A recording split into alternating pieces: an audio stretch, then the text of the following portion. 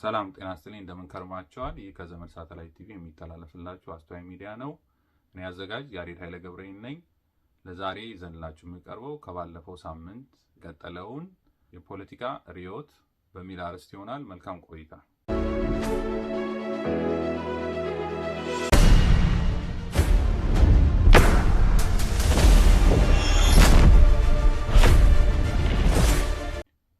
ለዚህ ነው አፍሪካ ውስጥም በሙሉ ወንጀል የሰሩ ቅኝ ገዢዎች አሁንም ጭራሽ ተነስተው አፍሪካውያን በራሳቸው ማሰብ እንደማይችሉ ለማስመሰል የሐሰት መሪዎችን እያመጡ በእጅ አዙር ቅኝ ግዛት እየገዙ ያሉት። ምንም ወንጀል አይሰማቸውማ ከዚህ በፊት በፈጸሙት ነገር እንዲያደርገናል ብሎ የሰው ልጅ ገደል ብሎ ያስቡ ወይም እንደ ሰው አይቆጥሩ።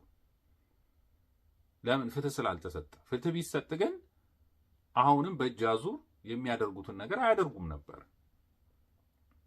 በጽሁፍ ይጻፋል፣ በታሪክ ይመዘገባል፣ ልጆቻቸው ይማራሉ ምን ወንጀል እንደሰሩ። የዛኔ አሁን የሚያደርጉትንም ወንጀል ያቆማሉ ማለት ነው። ያ ግን እስካልተደረገ ድረስ፣ ፍትህ እስካልተሰጠ ድረስ ወንጀል እንደሰሩ አይታያቸውም። ለዚህ ነው የፍትህ በጣም በጣም ወሳኝ ነው። ስርዓተ መንግስቱ መቀየር ግብ ነው፣ ፍትህ ማምጣት ግብ ነው።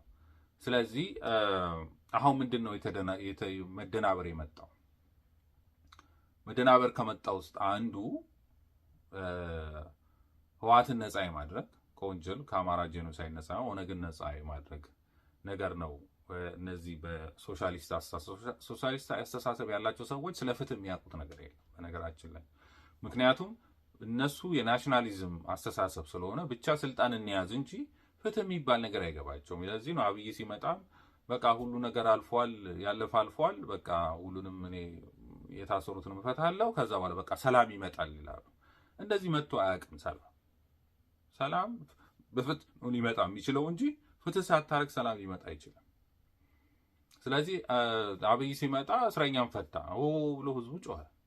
ዳስ ወንጀል፣ ዳስ ክራይም። እስረኛን መፍታት መሪው ስልጣን የለውም። በምን ስልጣኑ ነው የሚፈታው? ተፈረዱበትም ከተባለ ማለት ነው። ስለዚህ የመፍታት መብቱን ከሰጠነው የማሰርም መብት እየሰጠነው ነው ማለት ነው። ስለዚህ በሚቀጥለው ጊዜ ማሰር ጀመረ። ለምን አሰርክ ማለት አንችልም። ምክንያቱም ለምን ፈታህ አላልነውማ።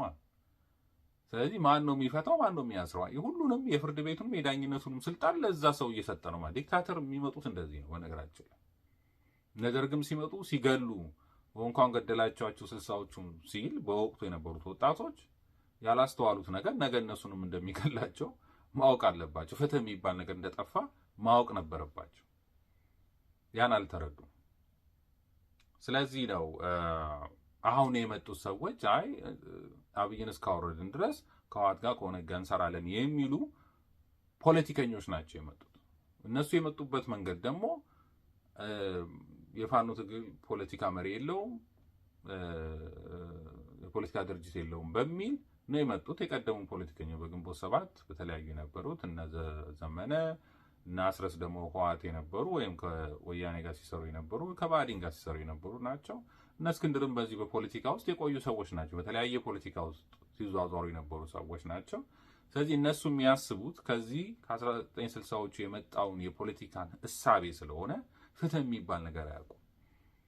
ስለዚህ የጠላት ወዳጄ ነው የሚል ነገር ነው የሚያው። ጠላቴም ቢሆን ወዳጄ ይሆናል የሚል ነገር ነው የሚከተሉት እና ፍትህ የሚባል ነገር ለሰዎች ሃይከሌ ይሄን ወንጀል እኮ ሰርቷል ከሱ ጋር መስራት አይገባም። ለዛም የዚህ የአማራ ትግል የአማራ ዘር ማጥፋት ወንጀል ዋናው መጀመሪያ ይሄንን በወረቀት አስፍሮ በዓላማ ሲሰራበት የነበረው ህወሓት ነው።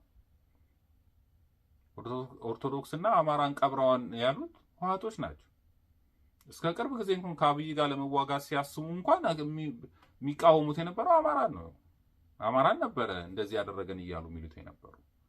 ኦነግን በትግራይ በኩል ሲያስገቡ አማራን ጠላት አድርገው ነበር። ስለዚህ እነዚህ ሐሳባቸው ወንጀላቸው ያልረሱ ሰዎች ወይም ያን ያደረግነውን ትክክል ነው ብለው የሚያሱ ሰዎች መጠየቅ አለባቸው። ወይም ችግሩን አለመፍታት ነው፣ ወይም ከፖለቲካው ርዕዮት መውጣት ነው፣ ከአማራ ህዝብ ጥያቄ መውጣት ነው። የአማራ ህዝብ ጥያቄ ህወሓት በወንጀል እንዲጠይቅለት ይፈልጋል። ስለዚህ ይሄ ሆን ተብሎ ህዝቡ ትግሉን ከህዝቡ ለመነጠል የተደረገ ሴራ ነው። ለዛም የፋኖን ትግል የማስቆም ሴራ ነው። ህዝባዊ ድጋፍ ካላገኘ የትም መሄድ አይችልም።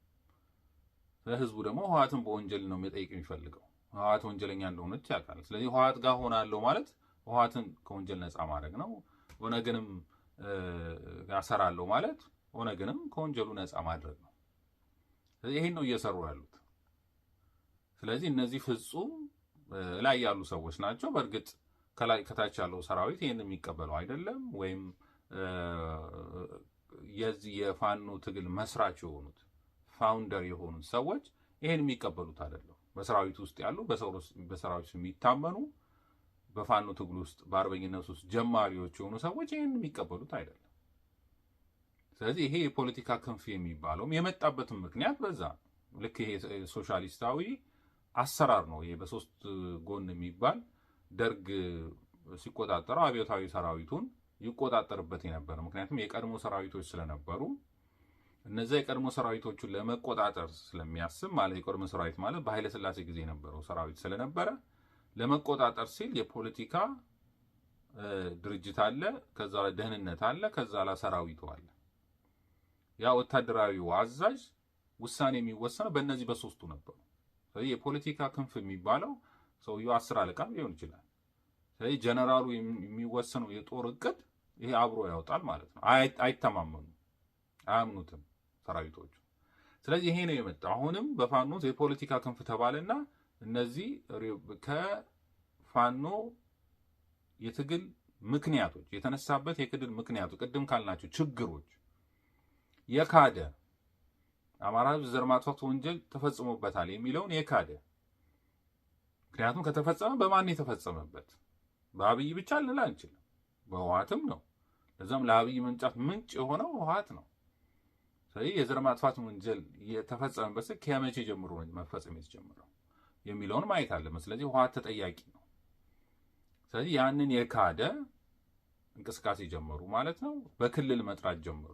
ፋኖ ወይም የአማራ ህዝብን ከክልል ሰራዊቱ ይውጣልን ማለት ይሄ አማራ ህዝብ በዛ ክልል ብቻ ነው የሚኖረው፣ ሌላው አማራ አይደለም እንደማለት ነው። ይህም ሆን ተብሎ የተደረገ ነው።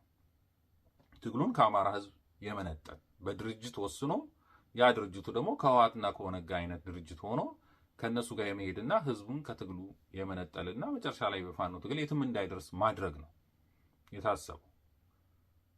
ስለዚህ ያ የአማራ ትግል ወይ የፋኖ ርዕዮትም ሊሆን አይችልም፣ ግብም ሊሆን አይችልም፣ መርሆም ሊሆን አይችልም።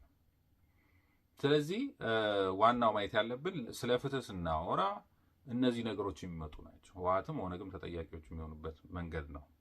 ስለዚህ ሶስተኛው ደግሞ የምናነሳው መርሆች መመሪያዎች ነው። መመሪያዎቹ ምንድን ናቸው? ቅድም መመሪያ ማለት ምን ማለት ነው? የትግል ግቡን እንዲመታ ወይም ትግሉ ግቡን እንዲመታ የሚያደርጉ ነገሮች ማለት የሚወስዳቸው እርምጃዎች ማለት ነው። ግቡን እንዲመታ ስንታገል በምንድን ነው የምንታገለው? አሁን በፋኖ በአርበኝነት ትግል ነው እየታገልን ያለው። የፋኖ ትግል ራሱ ማለት የአርበኝነት ትግል ነው። ስለዚህ በዚህ በአርበኝነት ትግል ውስጥ በምንጓዝበት ጊዜ እንዴት ነው መዋጋት? ማንን ነው ወዳጅ ማድረግ ያለብን? የማንደራደራቸው ነገሮች ምንድን ናቸው? የኢኮኖሚ አቅማችን ከየት ነው የሚመጣው? ወታደራዊ አቅማችን እንዴት እናጎለብታለን? ሰራዊቱን በምን አይነት ዲሲፕሊን ነው የምንመራው? እነዚህ መርሆች ናቸው የቱን ግቡን እንድንመታ የሚያስችለን መርሆች ማለት ነው። ስለዚህ ፋኖ ከተነሳበት መርሆች አንዱ በአባቶቼ መሰረት ላይ ነው የተነሳሁት የሚል ነው። እንደ አባቶቻችን ነው መሰረት አድርጎ የተነሳው ማለት ነው። ምንድነው? እግዚአብሔር ኃይሌ ነው ብሎ ነው የተነሳው። ይህ መርሆ ነው። በነገራችን በየትኛውም ዓለም ያለ ነው። ሃይማኖትን የጣለ ሳይሆን እንደ ህወሓትና እንደ ኦነግ ከሃይማኖት ጋር የሚጋጭ ሳይሆን ምናልባት እነሱ አጌነስት ኦርቶዶክስ የሆነ ሳይሆን ህወሓት ምክንያት ኦርቶዶክስን አጠፋለሁ ብሏል። ኦርቶዶክስ እናንተን ቀብር ያለው የሚል ነው። ለትግራይ ህዝብ ኦርቶዶክስ ሃይማኖት ናት ለ1000 ዓመት የጨቆነችን ብለው የሚያስቡ ናቸው። በግልጽ የሚናገሩ ናቸው። ከዚህ ኦነጋውያንም ጸረ ኦርቶዶክሶች ናቸው። ፋኖ ግን እንደዛ አይደለም። ምክንያቱም 90% የሚሆነው ፋኖ ወታደር ኦርቶዶክስ እምነት ተከታይ ነው። እምነቱንም አልሸሸገም። ፖለቲካና ሃይማኖት የተለየ ነው ብሎ እምነቱን አልሸሸገም። ይሄ የኮሚኒስቶች ሀሳብ ነው፣ የሶሻሊስቶች ሀሳብ ነው። የኦርቶዶክሳዊም እንደ እምነት ሀሳብ አይደለም። ይሄ የፕሮቴስታንቶች የሉተር አስተምሮ ነው። መንግስትና ፖለቲካ የተለየ ነው። የሰው መንግስት አለ፣ የእግዚአብሔር መንግስት በሰማይ ብቻ ነው የሚለው ግን እንደ ኦርቶዶክሳዊ ስርዓት ያለው ህዝብ ነው። ለሺህ ዓመታት ህገ መንግስት የሚያውቅ ሀገር ነው፣ ህዝብ ነው። ስለዚህ በፍትሐ ነገሥት ራሱ የተቀመጠ አንድ ክርስቲያኖች ሊዋጉ ሲሄዱ በምን ምክንያት ይዋጋሉ፣ ውጊያቸውስ እንዴት መሆን አለበት የሚለው ነገር የተቀመጠ። ስለዚህ አንድ ኦርቶዶክሳዊ ከዛ ውጭ ሆኖ መዋጋት አይችልም። ለአብይ የሚዋጋ ኦርቶዶክሳዊ ሊሆን አይችልም። ለደርግም የተዋጋ ኦርቶዶክሳዊ ሊሆን አይችልም። ምክንያቱም እግዚአብሔር የለም በሚል አስተምሮ ውስጥ ወታደር ሆኖ ሊገባ አይችልም። እግዚአብሔር የለም በሚሉ እነ ማርቆሬዎስ ወታደር ነበሩ፣ የንጉሥ ወታደር ነበሩ። ግን እግዚአብሔር የለም በሚለው አስተሳሰብ ጋር ግን አልገቡም፣ ለዛ ነው ሰማዕትነትም የተቀበሉት። እነ ጊዮርጊስም ወታደር ነበሩ። ግን ለእግዚአብሔርን አምነው ለሚዋጉበት ጦርነት ማንንም ለምንም እኛ ሃይማኖትና መንግስት የተለየ ነው አይነት የሚል አስተሳሰብ ውስጥ አልገቡም። ሃይማኖታቸውን ይዘው ነው፣ መስቀላቸውን ይዘው ነው፣ ጋሻቸውን አድርገው ነው፣ ለዛው መላእክት እየረዷቸው የተዋጉ። ስለዚህ አባቶቻችን በዛ መንገድ ነው የሄዱት። እና አፄ ምኒልክም በዛ ነው። እና አፄ ቴዎድሮስም ኩራሰ ርዕሱን እየያዙ ነው። ስለዚህ ያ የፋኖ ትግል ወደ አባቶቹ መሰረት ላይ ተነስቶ ነው። መርህ ማለት ይሄ ነው። አንደኛ ሰራዊቱ የሚመራው መርህ ይሄ ነው። በአንድ ቃል ነው አፄ ምኒልክ የተሰበሰቡት ወታደሩ። እንዳሁኑ እኮ ስሙ ተመዝግቦ ና ተዋጋ ምናምን ተብሎ ስንቅ ደሞዝ ምናምን ተብሎ አይደለም። ዓላማውን ያውቃል። ዓላማውን ስለሚያውቅ ከዛው መርሆ ያስፈልገዋል። መርሆ ሊመራው የሚችለው ደግሞ ከነበረው ማንነት ነው። አዲስ መርሆ ልናመጣ አንችልም። በነገራችን ላይ በተለይ ውትድርናን የሚያክል ከፍተኛ ዲሲፕሊን የሚጠይቅ የዓላማ ጽናትን የሚጠይቅ ነገር አዲስ በዚህ መሰረት ብትመራ ነው አንተ ዲሲፕሊን ልትሆን የምትችለው፣ ታማኝ ልትሆን የምትችለው ልንለው አንችልም። ምክንያቱም ታማኝነቱ ከሃይማኖቱ የሚመነጭ ስለሆነ ሰዎች ከአንድ ሀገር ተነስተው ወደ አንድ ሀገር ሲሄዱ የዛን ሀገር ሕግ ላያውቁት ይችላሉ። በዛ ሀገር ግን ታማኝ ሆኖ ለመኖር የሚያስፈልጋቸው የራሳቸው እምነት ነው፣ የእምነታቸው ጽናት ነው። እምነታቸው ሌብነትን የሚያበረታታ ከሆነ ሌቦች ነው የሚሆኑት። ለምሳሌ አንድ ሰው ወደ አሜሪካን ቢመጣ በስነ ስርዓት መኖር ይችላል። የነበረበት ስነ ምግባር የነበረበት ሃይማኖት መልካም የሆነ ሃይማኖት ከሆነ አዲስ ሕግ ግዴታ ማወቅ የለበትም። የዚህን ሀገር ሕግ መስረቅ ማለት የኔ ወንጀል ያስመጣል ምናምን በባል አያስፈልገው፣ ማወቅም አያስፈልገው። ስለዚህ ወደ ፋኖ ትግል የሚመጣው አካል ታማኝ ሆኖ ለመኖር ግዴታ ሃይማኖት ያስፈልገዋል። በወታደራዊ ጽናት ለመቆየት ታማኝ ለመሆን ላለመክዳት ሰራዊቱ ምንድነው ሊወስነው የሚችለው ነገር? በአርበኝነት ትግል ውስጥ በፋኖ ትግል ውስጥ በአንድ ሀገር ሰራዊት ውስጥ ብናይ ደሞዝ ልንል እንችላለን። ቤተሰብ የማስተዳደርበት ደሞዝ ያስፈልገኛል። ከፍተኛ ክፍያ እየተከፈለ ነው። በዓለም ላይ የምናገኘው ወታደራዊ ጥቅማ ጥቅም አለው፣ ብዙ ነገር አለው። ያን እያሰበ ሰራዊት ውስጥ ሊገባ ይችላል። ታማኝነት ከዛ በኋላ በፕሮፓጋንዳ ሊመጣ ይችላል፣ የወታደራዊ ዲሲፕሊን እየተባለ ምን እየተባለ። ሆኖም ግን በዓለም ላይ ያሉ ታላላቅ ሀገራት እንኳን የምንላቸው ሃይማኖትን እንደ አንድ ወታደራዊ ዲሲፕሊን ነው የሚጠቀሙበት። እንደ አንድ ወታደራዊ ዲሲፕሊን አሜሪካ ውስጥ ብናይ ሁሌ ጸሎት ይደረጋል። እንደ እምነታቸው ወታደሩ ጸሎት ያደርጋል። በሌሎች ብናይ በሩሲያ ውስጥ ብናይ ወታደሩም ጸሎት ያደርጋል። የጸሎት ነው። ለዛም አሁን በቅርቡ ትልቅ የወታደሮች ብቻ የተሰራ ቤተክርስቲያን አለ። ወታደራዊ ቤተክርስቲያን ማለት ነው። ለምን? ሰውን በጽሁፍና በምናምን ብቻ ልትቆጣጠረው አትችልም። ታማኝ ልታደርገው አትችልም። ጽኑ ልታደርገው አትችልም። ስለዚህ ሃይማኖት ወሳኝ ነው። መንፈሳዊ ማንነት ወሳኝ ነው። ስለዚህ ፋኖ ከመርሆዎች ውስጥ አንዱ ያደረገው መስቀሉን ይዞ ስዕሉን ይዞ ነው የተነሳው። ያ ማድረጉ ለአሸናፊነት ትልቅ ዋጋ አለው፣ ትልቅ ጽናት አለው፣ ትልቅ ጉልበት ነው የሚሆነው። ይሄን ያውቃሉ ሁሉም በዓለም ላይ ያለው ህዝቡ። ኢትዮጵያውያንም ከዚህ በፊት የነበረን ታሪክ የምናየው ይሄ ነው። እና አፄ ምኒልክ ታቦት ይዘው ስለሄዱ ነው፣ መስቀላቸውን ይዘው ስለሄዱ ነው። ስለዚህ ያ ተዋጊው አካል 90% ኦርቶዶክሳዊ ስለሆነ ድረስ በዛ መሰረት ላይ ሲይዝ በአጭር ጊዜ ውስጥ ብዙ ከተሞችን ተቆጣጠረ። ትንሽ ከተሞችን ራሱ ጎንደር ዋና ከተማውን ድረስ የመጣው የመጀመሪያ በዛ ጽናት ውስጥ በዛ ማንነት ውስጥ ስለመጣ ነው። ከዛ ተልእኮ የያዙት ግን ተንኮለኞቹ ሲመጡ ምንድን ነው ያደረጉት? ከዛ መርሆ ሊያወጣው ነው የፈለጉት። አይ ሃይማኖትና መንግስት እኮ የተለየ ነው የሚሉ እነ አስረስ እነ ዘመነ እነ እስክንድር መጡ።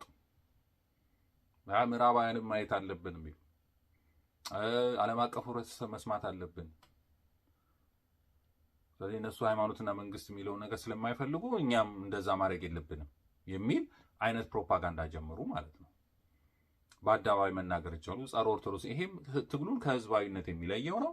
አንደኛ ህዝቡ ትግሉ የትም እንዳይደርስ ለማድረግ ነው። ከዛ በኋላ ነው እንግዲህ በእነሱ ሰራዊቱን ከሃይማኖቱ እንዲወጣ ከተናገሩ በኋላ ከዛ በኋላ ኃይል እየቀነሰ መጣ። የሚክደው እየበዛ መጣ። መዘረፋ ተጀመረ። ግድያ ተጀመረ።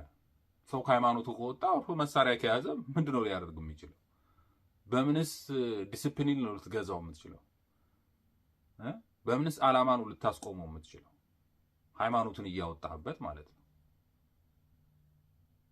እና ጠላትም ይሄን ፕሮፓጋንዳ ሃይማኖታዊ እንዳይመስል እስልምናውን አማራውን ምናምን ያሉ ፕሮፓጋንዳ ይሰራው። ምንም ያላለውን እስላሙን አማራ የፋኖን ትግል አልተቃወመም።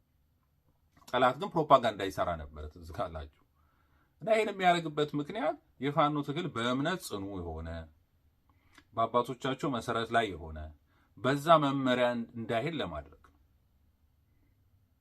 በሁለተኛው የጣሊያን ጦርነት ጊዜ አባቶቻችን ሲዘምቱ ጸሎት ያደርጉ ነበር፣ መዝሙር ያደርጉ ነበር። ከፍተኛ መዝሙር፣ የተለያዩ ነገሮች ያደርጉ ነበር። እንዳለ ሰራዊቱ እየተቀበለ የሚያቀርባቸው የጸሎት ፕሮግራሞች ነበሩት። እንደ ቸርነት የሚለው የጸሎት የተጀመረው በዛ ነው፣ በጣሊያን ወረራ ጊዜ ነው። እንደ ቸርነት አቤቱ ማረንን የሚለው ጸሎት የተጀመረው ማለት ነው። ስለዚህ በግዚዮታ በክራይ ላይ የተጸለየ መስቀል ይዘው ታቦት ይዘው ነው እየተዋጉ ያሸነፉት። በዛ ነው ማሸነፍ እንጂ ኢትዮጵያውያን ያሸነፍ ነው በእምነት ነው። እና አፄ ምኒልክ ሌላ አይደለም፣ ከሌሎች የተሻለ ሆነን አይደለም። በጉልበት በአፍሪካ ውስጥ የተለያየ ከህንዶች ከምን የተሻለ ሆነ የቅኝ ግዛትን የተቋቋምንበት ምክንያት። ስለዚህ ያ ፋኖ ማንነቱን ሲይዝ በ5 ቀን ውስጥ በአንዴ ደብረ ብርሃን ገባ፣ በአንዴ ላሊበላን ያዘ፣ ጎንደርን ያዘ፣ ጎጃም ባህር ዳር ገባ። ያኔ እምነት ነበር። ያንን ነው ለመስበር የሄዱት በጠላቶች። ስለዚህ ጠላቶች የራሳቸውን ሰዎች ፔኔትሬት አድርገው በማስገባት አይ ፖለቲካ እኮ እንደሱ አይደለም፣ ሃይማኖቱ እኮ ፖለቲካ መግባት የለበትም፣ ፖለቲካ ማለት ኢአማኒነት ነው ብለው ሰራዊቱን ፓጋን አደረጉትና አሁን እርስ በርስ መገዳደል ጀመረ፣ ማሰር ጀመረ፣ መግደል ጀመረ። ያ ነው ማለት ከዛ መውጣት ማለት ህወሓታዊ መሆን ነው። እንደ ህወሓት እኮ እንሁን፣ እንደ ኦነግ እንሁን፣ እንደ ደርግ እንሁን። ፖሊት ቢሮ ነው የሚያስፈልገን። በደርግ ጊዜም ፖሊት ቢሮ አለ፣ በኦነግም ፖሊት ቢሮ አለ፣ በህወሓትም ፖሊት ቢሮ አለ። ይሄ ሶሻሊዝም ነው። እግዚአብሔር የለም ብለው የሚያምኑ አደረጃጀት ነው። ከዛ በፊት ግን የተደራጀው የነበረው ፋኖ በምክር ቤት ነበር። ተወካዮች አሉት፣ ፋኖ ምክር ቤት አለቀ። ህዝባዊ ነው፣ ህዝባዊ ትግል ሆኖ እንዲቀጥል። እነሱ ግን ያን ማኒፕሌት ማድረግ ኮንትሮል ማድረግ ስለፈለጉ የሶሻሊዝም አይዲያ ይዘው መጡ። የፖለቲካ ክንፍ፣ የወታደራዊ ክንፍ የሚል እዚህ ፖለቲካው ወታደሩን ይመራል። ፖለቲካው ባለው መንገድ ነው የሚሄደው። የፖለቲካ ክንፍ የተባሉት ግን በሙሉ ጠላት የሆኑ ከህወሓት ጋር ያበሩ ከዚህም ካለው መንግስት ጋር የሚሰሩ ከሃዲዎች ናቸው። እምነት ከሌለ ድሮም ከሃዲ ነው የምትሆነው። ስለዚህ ያ ነው እየሆነ ያለው። ስለዚህ ያ ከመርሆ ወጣ ማለት ነው። መርሆ ማለት መንገድ ማለት ነው። ስለዚህ ህወሓትን ወዳጅ የሚያደርግ የፖለቲካ ድርጅት ነው የመጣው፣ ጠላትን ወዳጅ የሚያደርግ። ስለዚህ ከመጀመሪያው ዓላማ ችግሩ ከመጣበትን ነገር ከአማራ ህዝብ ጥያቄ የተለየ ሆነ ማለት ነው። ስለዚህ ያ እንዳይሆን መልሶ እነዚህን ሰዎች ለማስወገድ በመርሁ ላይ መቆም አለበት። መርሆ አንደኛው የዲሲፕሊን ጉዳይ ነው። የዲሲፕሊን ጉዳይ፣ የስነ ስርዓት ጉዳይ፣ ዓላማን በግልጽ የማወቅ ጉዳይ፣ የጽናት ጉዳይ ከሃይማኖት የሚመነጭ ነው። በዓለም ላይ ጠንካራ ወታደር የሚባሉት ጠንካራ ኃይል የሚባለው በሃይማኖታቸው ጋር ጽናት ያላቸው ናቸው። በዓለም ላይ አሁን የእስራኤል መንግስት ብናይ በጣም ትንሽ ሀገር ናት። ምንድን ነው ያደረጉት? ሌላ እኮ ምንም አይደለም። ሃይማኖታቸውን ከመንግስት አልለዩ። ሃይማኖታቸውን አብረው ሰፍተው እስራኤላውያንን አሉ። እግዚአብሔር ነው የምንይዘው አሉ። በወታደሩ ስነ ስርዓት ሁሉ ሃይማኖታዊ ነው ሁሉ ነገር ጽኑ ነው። ዛሬ ኢራን የምንላቸው ሌላ ያደረጉት ምንድን ነው? ሃይማኖታዊና ወታደሩን አንድ ላይ እየያዙት። ስለዚህ ያ ወታደር ለሃይማኖቱ ጽናት አለው። ሃይማኖቱ ለውትድርናው ታማኝነት ጽናት ይሰጠዋል ማለት ነው። የትም ዓለም ላይ ብንሄድ እንደዛ ነው። ሩሲያ ውስጥ ሶሻሊዝም 1960ዎቹ የመጣውን የፖለቲካ አስተሳሰብ ነበር ሲከተሉ የነበሩት። የሃይማኖትና መንግስት የተለየ ነው በውትድርና ውስጥ ምናምን እያሉ ሶሻሊዝም፣ ሃይማኖት፣ እግዚአብሔር የለም የሚሉ ነበሩ እኮ። ወደቁ። ግን እየወደቁ እየተከፋፈሉ ሲመጡ ፑቲን ሲመጣ ይሄ ነገር መቀየር አለበት አለ። ወዲያው ሩሲያ በራሷ ሃይማኖት ላይ መጽናት አለባት። ወታደሩም፣ ሳይኮሎጂ፣ አስተሳሰብ ሁሉ በዛ ላይ መመስረት አለበት ብሎ ነው ወዲያው የቀየረ ሁሉ ነገር። ከዛ በኋላ ጠንካሮች ሆኑ፣ ጠንካራ ተዋጊ ሆኑ፣ ታማኞች ሆኑ። በተለይ በደህንነትና በስለላ ውስጥ ሰብሮ የስለላውን ድርጅት የሚገባ አንዱን አሳምኖ በገንዘብ በምናምን የሚባለው ነገር እየቀነሰ መጣ። ዋናው እሱ ነው፣ ኢንተለጀንስ ነው፣ ታማኝነት ነው በውትድርና ውስጥ የሚያስፈልገው። ስለዚህ ሃይማኖት በዚህ ወሳኝ ነው። በጽኑ ለመወጋት ሃይማኖት በዚህ ወሳኝ ነው። ለዛውም የኦርቶዶክስ ሃይማኖት። ስለዚህ በኢትዮጵያ ውስጥም የነበረ የአባቶቻችን ጥንካሬ የነበረ ሃይማኖታቸው ነው። ጀግንነት የሚመጣው ከሃይማኖት ነው እና ያንን ነው ለማጥፋት የሄዱበት። አሁን ፋኖ ውስጥ ተፈጠረ ችግር የምንለው ያን ነገር ደግሞ በወቅቱም ተናግረናል። ፋኖ ላይ በዚህ መንገድ ከሄድክ ይሄ ይገጥማል፣ በዚህ መንገድ ከሄድክ ደግሞ ይሄ ይገጥማል፣ ድሉም አጭር ይሆናል፣ ሳትዋጋ ታሸንፋለህ ነበር የዛኔም ማስተላልፈው የነበረው መልእክቶች። ሳትዋጋ ታሸንፋለህ፣ ፋኖ ችግር የለውም። ውጪ ሄደ ግን እንደ ውሃትና እንደ ኦነግ ነው የሚሻለን ብለህ የምትሄድ ከሆነ ግን የትም አትደርስም። እርስ በርስ ትወጋጋለህ። እና ይሄ ጠላትም የመጡት እነ እስክንድር፣ እነ ዘመነ፣ እነ ማርሸት የሚባሉት ሁሉ የመጡት ይሄን ለማድረግ ነው። እና አስረስ የመጡት የጠላትን አጀንዳ ይዘው የፋኖ ትግል የትም እንዳይደርስ ለማድረግ ነው ብለን በወቅቱ ተናግረናል። አደረጃጀታችሁ በዚህ መንገድ መሆን አለበት። በአባቶቻችሁ መሰረት ጽናት ላይ መቆም። ለምንድን ነው የምታፍሩት?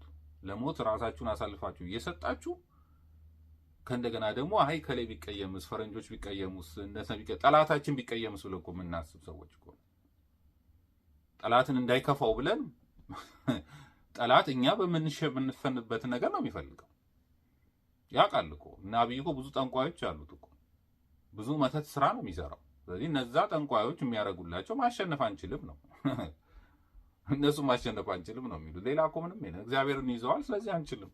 አጋንንቱ ይመጣል፣ ጠንቋዮቹ ይጠሩታል። ምንድነው የእነሱ አቅማቸው ነው? አይ እነሱማ እግዚአብሔርን ይዘዋል፣ ስለዚህ አልችልም፣ እነሱ ማሸነፍ አልችልም ይላል። ስለዚህ እነሱ ፕሮፓጋንዳ እግዚአብሔርን የምትጥሉበትን መንገድ ወይ ፋኖቹ አርበኞቹ የሚጥሉበትን መንገድ ፕሮፓጋንዳ ጀመረ መንግስት። የራሱን ሰው ፔኔትሬት እያደረገ እያስገባ ፖለቲካ እኮ ማለት ከሃይማኖት የተነጠለ ነው፣ ሃይማኖት ልትይዙ አትችልም። ፈረንጆቹ ሁሉ ሳይቀሩ እኮ ነው ያሉት፣ የውጭ ዲፕሎማቶች ሁሉ ስላሉ ነው። ይህ ትግሉ ሃይማኖታዊ እንዳይመስል ብሔርተኝነት ይሁን በቃ እዛ ላይ ፖለቲካ የሶሻሊዝም እንደ ህወሓት ሆኑ ከህወሓት ጋር ስሩ ያሉበት ምክንያት ለዛ ነው፣ ስለፈሩ ነው። ስለዚህ ሁሌም ጦርነት ሲካሄድ የአጋንንት ሚና ነው ጦርነት በነገራችን ላይ። ስለዚህ ነው ቆስጠንጢኖስ ሄዶ በሚዋጋበት ጊዜ መስቀሉን ይዞ ሲሄድ በጠላት ላይ የነበሩ አጋንንቶች እየሸሹ ሄዱ። ስለዚህ ድል አደረገ ማለት ነው። ስለዚህ እና አባቶቻችን አፄ ሚኒሊክም ሲዋጉ ጠላት ላይ የነበረውና አጋንንት ክፉ አጋንንትም ነው ጭምር የሚዋጉት። ታቦት ይዘው ሄደው ነው መስቀልም ሲይዙ ለዛ ነው እንጂ ጠላትን የሚቆርጡበት እኮ ሰይፍ ጋሻ አላቸው ወይ መሳሪያ አላቸው የሚገሉበት። ግን መስቀሉ በጠላት ላይ ያደረውን አጋንንት ስለሚያባረርላቸው ድል የሚያደርጉ። ያለበዛ ፍርሃት ይመጣል። ራሱ ፍርሃት፣ መከፋፈል፣ አለመግባባት፣ እርስ በርስ መገዳደል፣ በቃ ጥይሄን ትግሊት ምናምን ረሃብ፣ ችግር የሚመጣው ለዛ። እግዚአብሔር ከያዘ ምንም ነገር የለም፣ ረሃብ የሚባል የለም፣ ችግር የለም። ማንንም መለመንም አያስፈልጋቸውም ነበር። እግዚአብሔር እኮ ምን ጭንጫ ከውሃ እያጠጣ የሚመራ ነው አይደል? መና የሚያወርድ ነው ከሰማይ ይሄ ሁሉ የፋኖ ፍራስትሬት ውስጥ መግባት የመጣው እግዚአብሔር ከላያችን ላይ ስለለዩት ነው።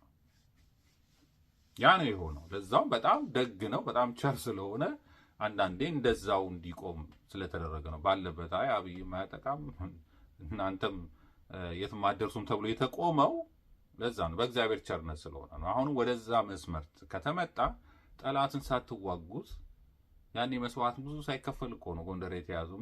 ምንም ያክል መስዋዕት አልተከፈለም። አሁን እየተከፈለ ያለው አይደለም።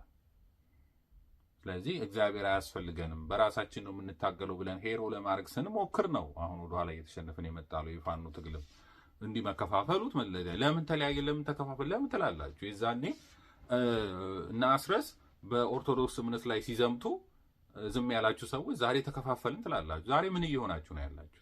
እናንተ ራሱ ምን ስትሉ ነበረ? ሚዲያው ላይ የነበራችሁ ሰዎች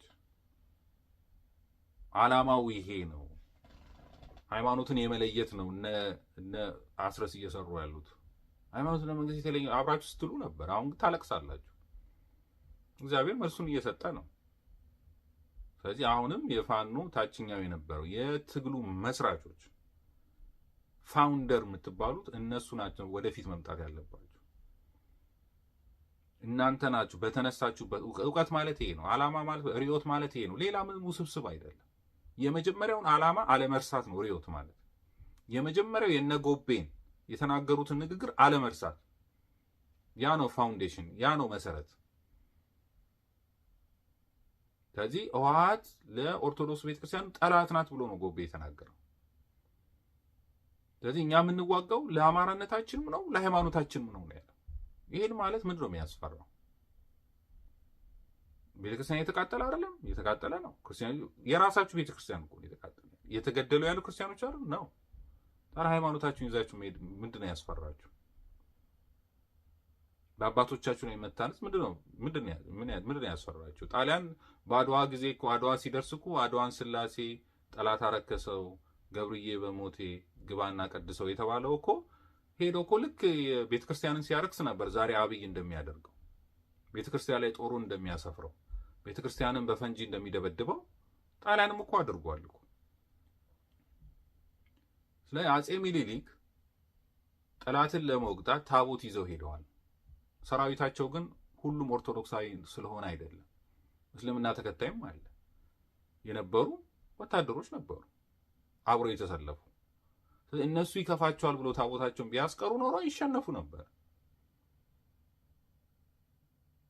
ካሸነፉ በኋላ ደግሞ ድሉ የኦርቶዶክሳውያን ድል ብቻ አይደለም። ሁሉም ነው፣ የማያምነውም የሚያምነውም ነው ነፃ ያወጣው። እስላሙም ክርስቲያኑም ነው ነፃ ያወጣው። ጅማ ያለውም ጁፋርም ነው ከቅኝ ግዛት ነፃ ያወጣው። የወለጋም ሰው ነው ከቅኝ ግዛት ነፃ ያወጣው። የሐረርም ሰው ነው ከቅኝ ግዛት ነፃ ያወጣው። የትግሬም ሰው ነው ከቅኝ ግዛት ነፃ ያወጣው። ስለዚህ ታቦት ይዘው መዝመታቸው ድሉ የጋራ ነው። የኦርቶዶክስ ብቻ አይደለም ድሉ፣ ውጤቱ ግን ሃይማኖታቸውን ይዘዋል። ስለዚህ እናንተም ሃይማኖታችሁን ይዛችሁ ብትዋጉ ለአማራው ሙስሊሙም ነፃነት ነው። ስለዚህ ሃይማኖቱ እናንተ ሃይማኖታችሁን መያዛችሁ፣ መስቀላችሁን መያዛችሁ፣ ታቦታችሁን መያዛችሁ፣ የፈለጋችሁትን መያዛችሁ፣ የአባቶቻችሁን ጦር ዕቃ መያዛችሁ ለእስልምናው መጥፎ ሊሆንበት አይችል። ነፃ እየተገደለ አይደል አማራ ነህ ተብሎ እየታረደ አይደል? ለሌላውም ህዝብ ማለት ነው የሚተርፍ ስራ ነው መስራት ያለብን። ለአፍሪካ ህዝብ የሚተርፍ ስራ ነው የሰሩት አጼ ሚኒሊክ እምነታቸውን በመያዛቸው። ለዚህ ነው ከዛ በኋላ አፍሪካውያን እኮ ኢትዮጵያኒዝም የሚባል ሃይማኖት የኢትዮጵያን ሃይማኖት ከያዝን ነው ማሸነፍ የምንችላል ብለው እንቅስቃሴ ጀመሩ። ያ ነው ፓን አፍሪካኒዝም የተቀየረው። ያ ነው ወደ ብላክ አሜሪካን ትግል የመጣው። ያ እኮ ሙቭመንት ያ እርሾ እኮ ነው። ያ የእምነት እርሾ ነው። ያ የእምነት የማሸነፍ እርሾ ነው። ይሄ ሁሉ ነገር የተፈጠረው ካሪቢያን ላይ እነ ሄይቲ ፈረንሳዮቹን ያስወጡት ይሄ ሁሉ ከዛ መሰረት። ዛሬ አፍሪካውያን በአብዛኛው ለዛም የኢትዮጵያን ባንዲራ የሚጠቀሙት እስልምና እምነት ተከታዮች ናቸው። ስለዚህ ለሌላውም የሚተርፍ ነው። ብንተወው ግን ሁላችንም ተሸናፊ ነው የምንሆነው። እኛ በምናሸንፍበት ነገር የምናሸንፍበትን ኃይል በእግዚአብሔር አፍረን መስቀሉን ለመያዝ የማንፈልግ ከሆነ ይሄ ስልጣኔ አይደለም፣ አውሮፓውያን እኮ እንዲያሉን ነው፣ ነጮቹ እንዲያሉን ነው፣ ሃይማኖት ምናምን የተለያየ ነው። እነሱ እኮ አያደርጉትም እኮ አድርገውት አያውቁም። እነሱ ሲዋጉ ቅድም እንዳልነው ወታደሩ ሳይቀር ሃይማኖቱን ይይዛል፣ ይጸልያል፣ ጸሎት ፕሮግራም አላቸው። እኛ ሀገር ሲሆን ለምን ነው እንደዛ የሚሆነው? ስለዚህ ይሄ ማሰብ ያስፈልጋል። ስለዚህ መርሁ ወሳኝ ነው። መርሁ ደግሞ ወታደራዊ መርሁ በዲሲፕሊን መመራት አለበት። ጠላትና ወዳጅን መለየት አለበት። ጠላት ያለው የችግሩ ምንጭ የሆኑትን ነገሮች ህወሓት፣ ወያኔ፣ ኦነግ የሚባሉት እነዚህ ናቸው። የጦርነት ዲሲፕሊን ደግሞ አለ። መሪ አድርጎ በመሰረት ላይ በታሪክ ላይ መታነጽ እንደ ህወሓት እንደ ኦነግ የሆነ ብሔርተኝነት ሳይሆን በራሳችን ታሪክ ላይ በራሳችን ማንነት ላይ መመስረት እንችላለን። ወደፊትም ልናመጣው የምንፈልገው ስርዓተ መንግስት መልካም የሆነ ስርዓተ መንግስት ነው፣ አባቶቻችን ይሄን አድርገዋል ብለው ነው ማለት ያለበት። መርህ ማለት እሱ ነው። ዓላማን ያረሳ ነው መርህ። ዓላማን የረሳ መሆን የለበትም። የነ ጎቤን ንግግር የረሳ መሆን የለበትም። ከዛ ከወጣ እኛ ኢትዮጵያ እንድትፈርስ አልፈልግም ነው ያለው። ኢትዮጵያ አንድ እንድትሆን ነው የምንፈልገው። ዛሬ በአማራነታችን ብንዋጋም ዛሬ በአማራነታችን በኦርቶዶክሳዊ የደረሳቸውን ሃይማኖታችን ለማጥፋት የሚደረገው ብንዋጋም ነገ ግን ሀገራችን ኢትዮጵያ አንድ እንድትሆን ነው የምትፈልገው። ድንበራችን እንዲፈርስ አይደለም። ምክንያቱም አማራ በዛ ሁሉ ስለሚኖር ሌላውም ህዝብ ነፃ እንዲወጣ ነው። ምክንያቱም መልካም ስርዓተ መንግስት ለሁሉም ህዝብ ነው የሚጠቅመው። ቅድም እንዳለው ነው፣ አንድ ሲደመር አንድ ሁለት ነው። ስለዚህ ከህዝብ ህገ መንግስት ከወጣ ለሁሉም ይጠቅም ነው። ያን ማድረግ ይቻላል፣ ቀላል ነው። ስለዚህ ያን መሰረት ካደረገ መርሁን ያለቀቀ ይሆናል ማለት። ስለዚህ የፖለቲካ ርዕዮት ስንል እነዚህን ሶስቱን ነገሮች የያዘ ነው። ችግሩን ያወቀ ያን ችግርን ለመፍታት የሚሄድ ግብ ይኖረዋል። ከዛ በኋላ መርሆች ይኖራል። በዛ መንገድ እንዴት ነው እዛ ግብ ሊያደርሰኝ የሚችለው? የና አስረስ መርህ የላቸው ግቡም የላቸው። በየጊዜው የሚያወጡት መግለጫ አለ። መግለጫቸውም ተቃራኒ ነው ለትግሉ። ከክልላችን መከላከያ ይውጣ ማለት ክልል የሚለውን ነገር መቀበል ነው። የአማራን ችግር የያዘ አይደለም። እንዴት ስልጣን ላይ ይቀመጣለሁ ወይም እንዴት ትግሉን አፈርሰዋለሁ የሚል ሐሳብ ነው። ሃይማኖትና መንግስት ምናምን እያሉ መምጣት ለምን ተለየ? ከመሰረቱ ከፋኖ ትግል ከመጀመሪያው ከፋውንደሮቹ ለምን ተለየ? ከነ ጎቤ የተለየ ትግል ለምን ሆነ? እነሱ እውነተኛ አማራን ህዝብ ጥያቄ ይዘው የተነሱ ስለሆነ ነው። ስለዚህ ከማንነት የተለየ ትግል እየሆነ ነው የመጣው። አማራ ከቤተ ክርስቲያን ውጭ ቅርስም የለውም። ቅርስ እኮ የለውም እኮ አይደል? በጎንደር ብንሄድ ምን አይነት ቅርስ ነው? የቤተ ክርስቲያን ቅርስ አይደል የምናገኘው? በወሎ ብንሄድ የቤተ ክርስቲያን ቅርስ አይደል የምናገኘው? ሸዋ ብንሄድ እንደዛ አይደል? ጎጃምስ ብንሄድ ባህር ዳር እሱ አይደል እንዴ ያለው ቅርስ? ከዛ የተለየ ማንነት የለውም። ያ ማንነቱን ደግሞ ናብይ እያጠፉ ነው። ያ ማንነት የመጥፋት የለበትም ብሎ ማለት ከዚሁ ትግል ጋር የተያያዘ ነው። አማራ በተገደለበት ሁሉ ቤተክርስቲያን ተቃጥለዋል። በታሪክም ከጣሊያን ጀምሮ አማራን ጠላት ያደረጉ ሁሉ ቤተክርስቲያንን ጠላት አድርገዋል። ከታሪክ የምናየው ይሄንን ነው። ስለዚህ ያንን ትግል አንድ አይነት ትግል ነው። ጠላቶቻችን አብይ አማራንም ኦርቶዶክስንም እያጠፋ ነው። ስለዚህ አብይም ማጥፋት ለኦርቶዶክስም ነጻነት ነው፣ ለአማራም ነጻነት ነው። አይ እናንተ ከፈለጋችሁ ኦርቶዶክስ ታዲያ ማን ሊቀር ነው ታዲያ? ኦርቶዶክሱ ከአማራ ኦርቶዶክስ ከትግሉ ከተለየ ማን እንዲቀር ነው የተፈለገው? ትግሉን ማጥፋት ነው የተፈለገው። ህዝቡን ከማንነቱ መለየት ነው የተፈለገው። ናስረት እየሰሩ ያሉት ይሄንን ነው። ለወያኔ ለህወሓት ነው። አሁንማ ጉዳቸው እየወጣ ነው፣ እያየን ነው፣ እየሰማን ነው አይደል? ግን እነዚህ በግምት የሚሄዱ በስሜት የሚሄዱ ያልተገነዘቡ ሰው ማወቅ ያለባችሁ ከኮሚኒዝም ሶሻሊዝም አያዋጣንም። በቃ እርሱት። ኢትዮጵያ ለስንት ዓመታት መታለኝ። ምንም መገዳደል መተላለቅ ነው። ስለዚህ አማራ ትግል የፋኖ ትግል ይዞ የመጣው በራሱ መስመር ላይ በራሱ ማንነት ላይ ህዝባዊ ትግል ነው ይዞ የመጣው። ከህዝብ የሚነጠል መሆን የለበትም። ያ ሲሆን ነው ትክክለኛ መመሪያው ላይ ያለ ምን ነው። ያ ሲሆን ነው ትክክለኛ ግቡን የሚመታው። ችግሩን በግድ የተገነዘበ ሲሆን ነው። ስለዚህ የፖለቲካ ርዕዮት እያሉ የሚያነሱ ሰዎች የፖለቲካው ርዕዮት ይሄ ነው። አንደኛ ችግር ፈጣሪ የሆነውን ስርዓተ መንግስት ማውረድ ነው። እሱ ነው ችግር ፈቺ የሚሆነው። ፍትህ ማምጣት ነው። እሱ ነው ችግር ፈቺ የሚሆነው። አዲስ ስርዓተ መንግስት እሱ ነው ችግር ፈቺ የሚሆነው። ስለዚህ የፖለቲካ ርዕዮት ማለት ችግር መፍትሄ ችግር ፈጂ ሐሳብ ነው። ስለዚህ ለአማራ ለደረሰበት ችግር ወይም ኢትዮጵያ ደረሰችባት ችግር እንደ ሀገርም እነዚህ ሶስቱ ነገሮች መከናወን አለባቸው። ስርዓቱ መውረድ አለበት፣ ፍትህ መምጣት አለበት፣ አዲስ ስርዓተ መንግስት መምጣት አለበት። ይሄ ነው መርህ ማለት። ይሄ ነው መፍትሄ ማለት። ስለዚህ መመሪያዎቹ ደግሞ እነዛ ናቸው። ከጠላት ጋር ማበር ሊኖር አይችልም። ለወንጀል የምትጠይቀውና አብረህ ልታበራችሁ መርሁ የወታደራዊ መርህ ነው። የኢትዮጵያ ህዝብ ወታደር ነው አይደል? ወታደር ልምድ ችግር እኮ የለበትም። ከውትድርና ባሻገር ግን ያ ወታደሩ ህዝብ ሊመራበት የሚችለው ዲሲፕሊንድ ነው። ያ ደግሞ ማንነቱን ታሪኩን መሰረት ያደረገ ነው። ከዛ የተለየ ውስብስብ እንደ ሶሻሊዝም መሆን አለ፣ ማርክሲዝም ሊሆን አለበት፣ ህወሓት መሆን እንደ ኦነግ መሆን አለበት። ምዕራባውያን ደስ አይላቸውም በዚህ መንገድ ስንሄድ እንዴት ነው እነሱ የሚሉትን መስማት አለብን። ዓለም አቀፉ ህብረተሰብ ይሄን ነው የሚፈልገው። እዚህ ጋር ስትደርሱ አዲስ አበባ መግባት የለብንም እንደዚህ ምናምን የሚሉት ወከባ ይሄ ወይ ከሌን ካልያዝን የትም አንደርስም። ይሄ የትም አያደርስም። ከሌን ካልያዝን ከምንን እግዚአብሔርን ከያዝን የትም መድረስ እንችላለን። አባቶቻችን ኢትዮጵያን እግዚአብሔርን ይዘው ነው ሳንዋጋ የሚያሸንፍ እግዚአብሔር እስካለ ድረስ እግዚአብሔርን ይዘን የትም መድረስ እንችላለን። መርሃችን እሱ መሆን ያለበት ለዛው የአባቶቻችን መርህ ነው መሆን ያለበት።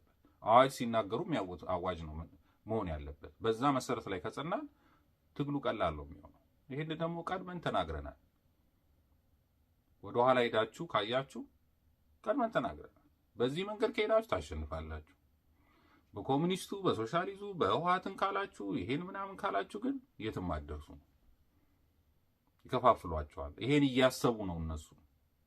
ገና እስክንድር ሲመጣ ምን አስቦ እንደመጣ ምን ተልቆ እንደመጣ ተናግረናል። እነ ዘበነ ሲመጡ ገና ከ5 ዓመት በፊት የፋኖ ትግል ፖለቲካ መቀየር አለበት ሲሉ ጀምሮ ምን ለማድረግ እንደፈለጉ ተናግረናል። እና አስረስ ተናግረናል። ፎቶአቸውን እየለጠፍን ያስቀመጥን በደም ስለዚህ አሁን የመጣውን አይተናል። ስለዚህ ከዛ የተሻለ የትኛው መንገድ እሱም መፍትሄውም ተቀምጧል።